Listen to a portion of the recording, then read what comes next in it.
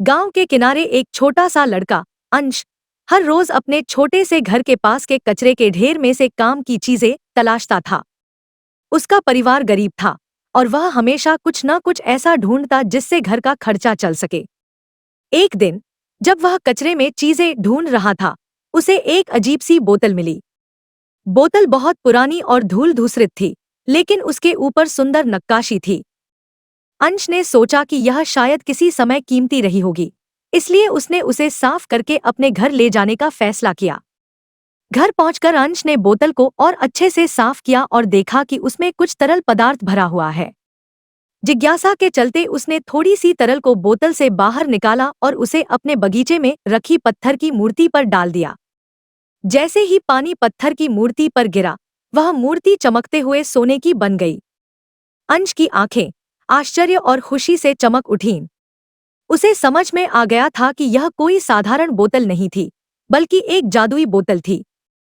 अंश ने तुरंत ही अपने माता पिता को यह बात बताई और उन्होंने भी उसकी बात का विश्वास करते हुए उसे गले से लगा लिया। अब अंश के परिवार के लिए गरीबी का कोई डर नहीं था। वे इस जादुई बोतल के पानी से चीजों को सोने में बदल सकते थे। जल्द ही यह खबर पूरे गांव में फैल गई और सभी लोग अंश को बधाई देने लगे। लेकिन अंश का एक दोस्त मयंक अंश की किस्मत से जलने लगा। वह सोचने लगा कि अगर उसके पास भी यह जादुई बोतल होती तो वह भी अमीर बन सकता था। लालच ने मयंक के दिल में घर कर लिया। एक रात जब सब लोग सो रहे थे, मयंक ने चुपके से अंश के घर में घुसकर जादुई बोतल चुरा ली। मयंक ने सोचा कि वह इस बोतल की मदद से गांव का सबसे अमीर व्यक्ति बन जाएगा। वह बोतल लेकर अपने घर गया और सोने की चीजें बनाने की योजना बनाने लगा।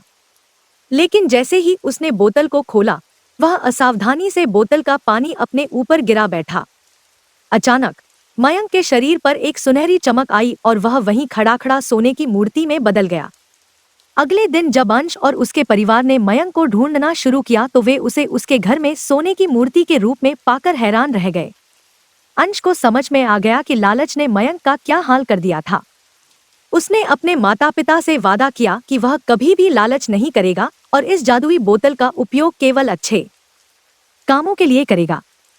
अंश ने फिर से बोतल को उठाया और सोने के बने मयंक के पास जाकर बोला, मुझे माफ कर दो मयंक, मैं नहीं चाहता था कि ऐसा हो।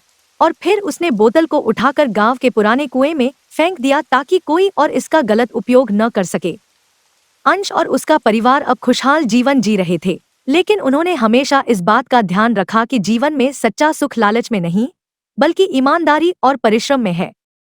और इस प्रकार अंश ने अपनी जादुई बोतल की कहानी को हमेशा के लिए खत्म कर दिया, लेकिन उसकी सीख हमेशा याद रखी गई।